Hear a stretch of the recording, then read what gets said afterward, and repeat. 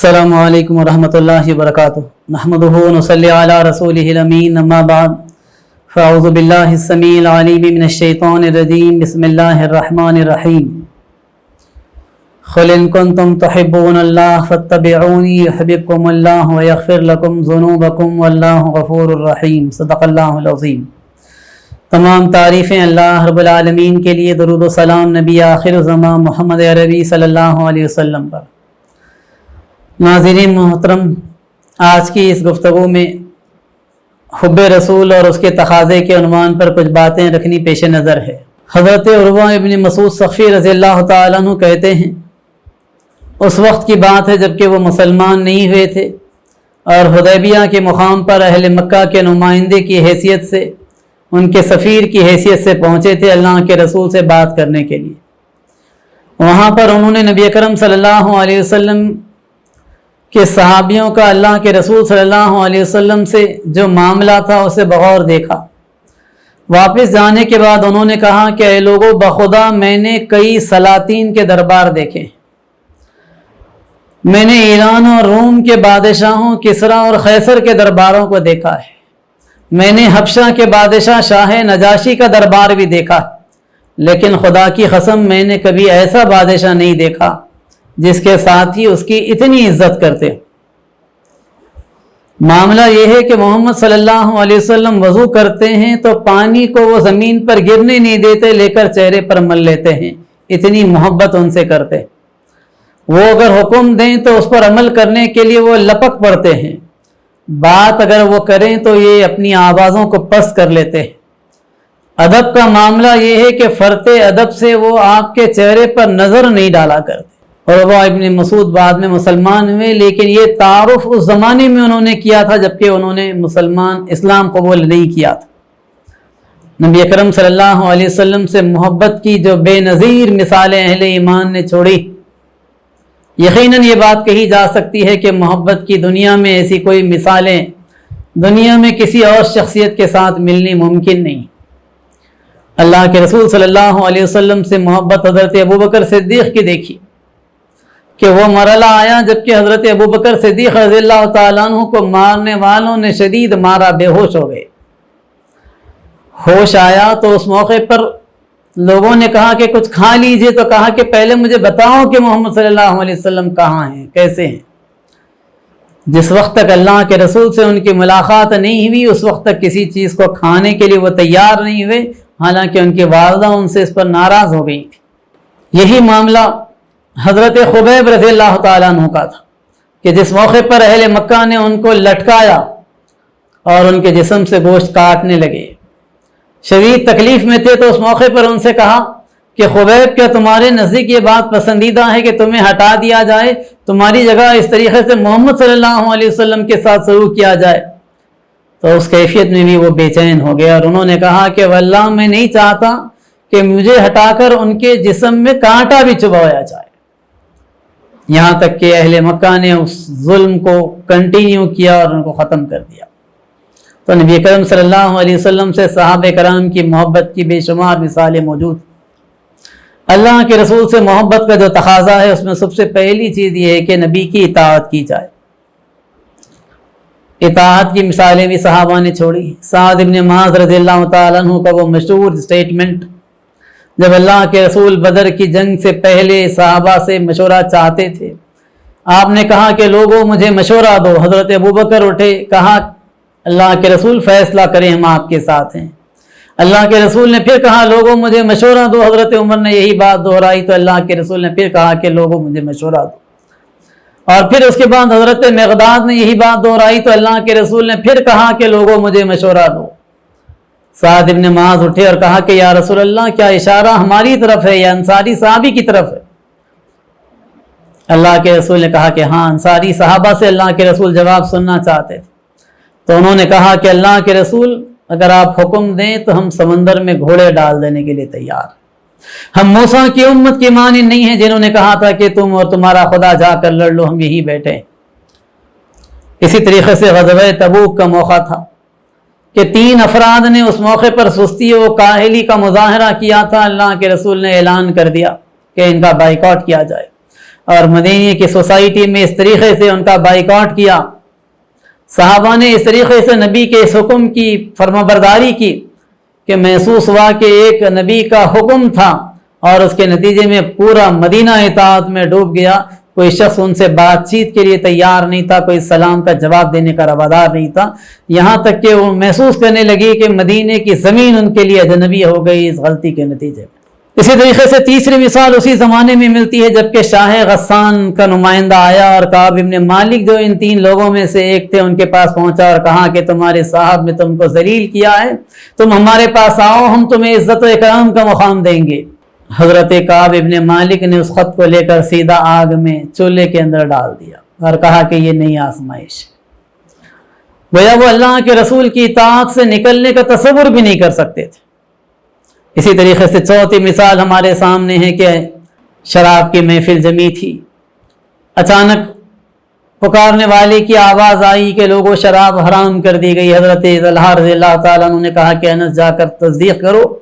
حضرت انس باہر سے آئے اور پھر آ کر انہوں نے کہا کہ یقیناً یہ تیرا نبی کی طرف سے ہے. تو ان لوگوں نے شراب کے مٹکے توڑ دیے اور اس رات مدینے کی گلیوں میں لوگوں نے شراب کو ایسے بہتی دیکھا جیسے کہ موسلا دھار بارش کے بعد پانی بہا کرتا. اسی طریقے سے پانچویں مثال ہمارے سامنے رئیس المنافقین عبداللہ ابن ابی کے بیٹے کی ملتی کہ دوران سفر اس نے نبی اکرم صلی اللہ علیہ وسلم کے اوپر کمنٹ کیا اور کہا کہ مدینہ واپس جا کر عزت والا ذلیل کو نکال دے گا. اللہ کے رسول کو اس کمنٹ کا علم ہوا تو بلا کر ان کے فرزند کو جو سچے اہل ایمان میں سے تھے کہا کہ دیکھو تمہارے والد یہ کہتے. فوراً انہوں نے کہا کہ اللہ کے رسول اگر آپ حکم دیں تو والد کا سر لا کر آپ کی خدمت میں پیش کرو. اللہ کے رسول نے اجازت نہیں دی تو مدینے کے باہر انٹرنس کے پاس جا کر کھڑے ہو گئے اور والد کو کہہ دیا کہ آپ مدینے کے اندر اس وقت تک داخل نہیں ہو سکتے جبکہ محمد صلی اللہ علیہ وسلم آپ کو انٹری کی اجازت نہیں دیں. مجبوراً والد کو وہیں پر رکنا رہا, یہاں تک کہ انہوں نے اپنے نمائندے کو بھیجایا. اللہ کے رسول صلی اللہ علیہ وسلم سے کہا کہ آپ کی سفارش ہوگی تو تبھی میرا بیٹا مجھے انٹری دے گا. تو اس طریقے سے یہ نبی اکرم صلی اللہ علیہ وسلم کی اطاعت محبت کا پہلا تقاضا. محبت کا دوسرا تقاضا یہ ہے کہ نبی اکرم صلی اللہ علیہ وسلم کی اتباع کی جائے. اطاعت یہ ہے کہ کسی بات کا حکم دیں تو اس پر عمل کریں, اور اتباع یہ ہے کہ بغیر حکم دیے صرف دیکھ کر پیروی کریں, دیکھ کر فالو کریں. اور صحابہ کا یہ معاملہ تھا. لوگوں نے اس وقت دیکھا اس کیفیت کو جبکہ مسلمان حدیبیہ کے میدان میں تھے اور وہاں نبی اکرم صلی اللہ علیہ وسلم نے ایک ایسا ایگریمنٹ کیا تھا جس نے مسلمانوں کے دلوں کو بے چین کیا تھا. اور اس موقع پر لوگ یہ محسوس کرنے لگے تھے کہ ایسا محسوس ہوتا ہے کہ دب کر ہم صلح کر رہے ہیں. اللہ کے رسول نے اس موقع پر صحابہ کرام کو اس بات کا حکم دیا تھا کہ وہ اب یہیں پر اٹھیں, جانوروں کو ذبح کریں اور پھر اس کے بعد یہیں احرام کھول دیں, یہیں سے واپس چلنا. نبی کی زندگی کا یہ پہلا موقع تھا کہ نبی نے 3 بار اپیل کی تھی, کوئی صحابی اس پر لبیک کہنے کے لیے نہیں اٹھا تھا. اللہ کے رسول تھکے تھکے قدموں سے ام سلمہ رضی اللہ تعالیٰ عنہ کے حجرے میں پہنچے, ان کے ٹینٹ میں پہنچے اور جا کر کہا کہ ام سلمہ کیا ہو گیا, میرے ساتھیوں کو نہیں معلوم کہ وہ میری اطاعت کے لیے تیار نہیں.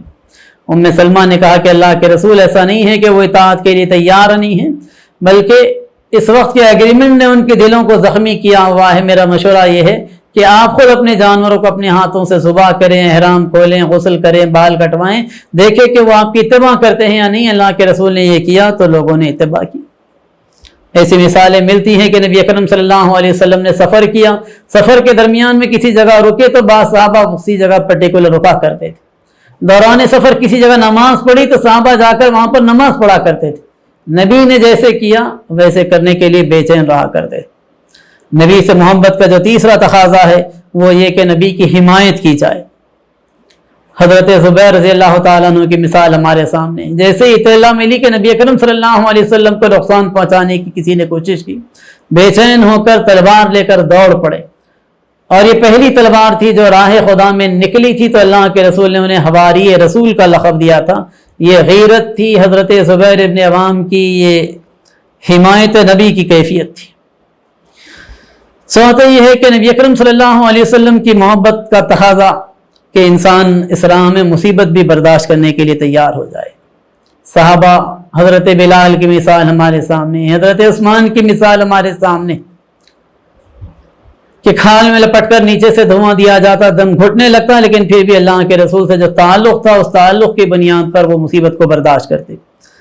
پھر پانچواں یہ ہے کہ شجاعت و بہادری سے نبی کا دفاع کرنا۔ حضرت عمر فاروق رضی اللہ تعالیٰ عنہ نے دیکھا کہ ایک یہودی عالم دین نے سخت الفاظ میں نبی کو مخاطب کیا تو اٹھ کر کھڑے ہو گئے، کہا کہ اللہ کے رسول اجازت دیجئے میں اس دشمن خدا اور دشمن رسول کی گردن مارتا۔ اور یہی شجاعت و بہادری احد کے میدان میں لوگوں نے حضرت طلحہ کی دیکھی کہ ہاتھوں پر تیر اور تلوار کے زخموں کو روکتے یہاں تک کہ دشمن قریب آ گیا، نبی کو بچانا مشکل دکھنے لگا، تو اس موقع پر نبی کی طرف سینہ کر کے دشمن کی طرف پیٹ کر کے کھڑے ہو گئے کہ جو مار پڑے میری پیٹ پر پڑے، نبی کے اوپر نہیں لگے۔ یہاں تک کہ بعد میں اللہ کے رسول نے کہا کہ جنگ احد تو کسی کی تھی تو وہ طلحہ کی جنگ تھی۔ اسی طریقے سے نبی سے محبت کا جو چھٹا تقاضا ہے وہ یہ کہ نبی کے مشن کو آگے بڑھایا جائے۔ نبی کا مشن یہ ہے کہ انسانوں کو بندگی رب کی دعوت دی جائے، خدا کے دین کی سربلندی کے لیے اسٹرگل کی جائے، یہ نبی کا مشن ہے۔ اور ہمارے سامنے مثالیں ہیں، سعد ابن ابی وقاص کی مثال ہے، فاتح عجم کہلائے اس مشن کے علمبردار بن کر اٹھے تھے۔ سلمان فارسی کی مثال ہمارے سامنے ہے کہ وہ سلمان صاحب فارسی جو فارس سے آئے تھے، مسافر کی حیثیت میں دین کو قبول کیا تھا، ایک دن وہ آیا کہ وہ مدائن کے حاکم بنے، اس مشن کے علمبردار ہونے کے نتیجے میں اللہ نے یہ مقام میں بلند دیا۔ بلال حبشی کی مثال ہمارے سامنے ہے، وہ اس مشن کے علمبردار بنے تو یہ فضیلت ملی کہ حضرت عمر ان کو سیدنا کہہ کر، میرا سردار کہہ کر مخاطب کرتے۔ زید ابن حارثہ کی مثال ہے کہ غلام تھے لیکن اللہ کے رسول نے غزوہ موتا کے اس لشکر کا سربراہ ان کو بنایا تھا جس کے اندر خالد ابن ولید جیسے فرد اور جعفر طیار رضی اللہ تعالیٰ عنہ جیسی شخصیت موجود تھی۔ اسامہ ابن زید ہمارے سامنے ہیں، مشن کے علمبردار بنے تو اللہ کے رسول نے بلا کر اس لشکر کا قائد بنایا جس میں ابو بکر اور عمر رضی اللہ عنہما کو بھیجایا۔ تو اس طریقے سے نبی کی محبت کے یہ 6 تقاضے میں نے آپ کے سامنے رکھے ہیں۔ نبی کی اطاعت کرنا، نبی کی اتباع کرنا، نبی کی حمایت کرنا، محبت کی راہ میں مصیبتوں کو برداشت کرنا، شجاعت و بہادری سے دفاع کرنا۔ یہ دفاع اس زمانے میں جو ضرورت تھی اس لحاظ سے لوگوں نے کیا، آج یہ ضرورت اگر پین سے دفاع کرنے کی، زبان سے دفاع کرنے کی، کسی اور صلاحیت سے دفاع کرنے کی پڑتی ہو تو وہ کرنا چاہیے۔ اور چھٹے یہ کہ نبی کے مشن کے علمبردار بنیں، 5 چیزیں پوری کریں اور نبی کے مشن کو زندگی کا مشن نہیں بنائیں، تب بھی یہ محبت کے تقاضے پورے نہیں ہوں گے۔ اللہ سے دعا ہے کہ نبی اکرم صلی اللہ علیہ وسلم کی محبت اور اس کے تقاضوں کو پورا کرنے کی ہمیں توفیق اور صلاحیت عطا فرمائے۔ آمین۔ وآخر دعوانا ان الحمدللہ رب العالمین۔